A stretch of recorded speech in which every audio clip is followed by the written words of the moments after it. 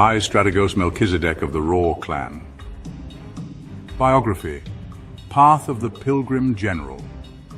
Born into the revered Raw clan on the sacred world of Nivra, Melchizedek came of age during a time of extraordinary peace and enlightenment. From an early age, he displayed an uncanny ability to perceive patterns in nature, in people, and in the currents of the cosmos.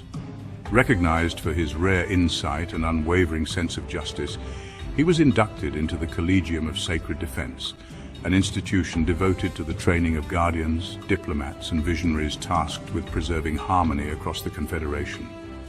His rise began not on a battlefield, but in the sacred war games of the 12 divisions, a ceremonial tradition where young leaders engaged in simulations and symbolic campaigns designed to cultivate strategic wisdom and ethical decision-making.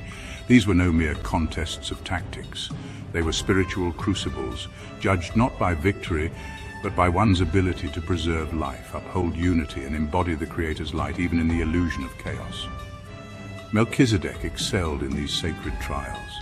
Time and again he led his clan's forces not to domination, but to reconciliation, often devising peaceful resolutions in scenarios engineered to provoke conflict.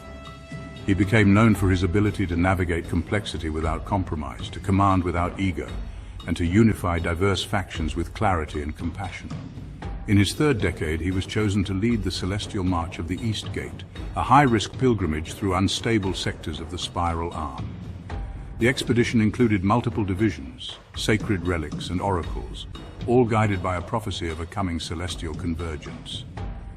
When cosmic storms and dimensional breaches struck the caravan, Melchizedek's leadership transformed a potential catastrophe into a miraculous deliverance.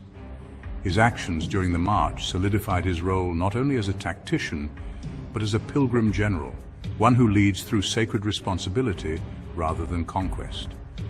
In later cycles, he joined the ranks of the Council of Preventive Defense, where he advised on interstellar contingencies, border anomalies, and the subtle rise of disharmony in distant systems. He championed the doctrine of preemptive unity, a strategy rooted in foresight, early diplomacy, and the precise use of non-lethal force to protect the innocent without inciting escalation.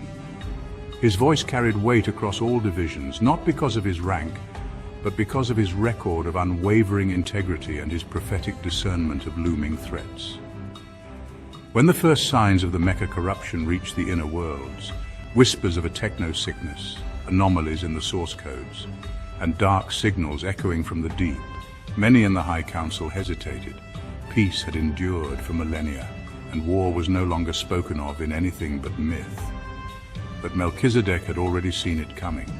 He alone had studied the subtle tremors in the web of harmony, foreseen the breaking of sacred accords, and warned of the malignant one's reawakening.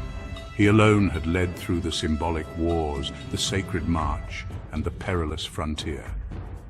He had never drawn blood, yet all warriors listened when he spoke. Thus he was chosen, not as a warlord, but as a defender of the light. A general, not of armies, but of souls. His command was not born of domination, but of alignment, his being in perfect accord with the divine will, the needs of the people, and the coming storm.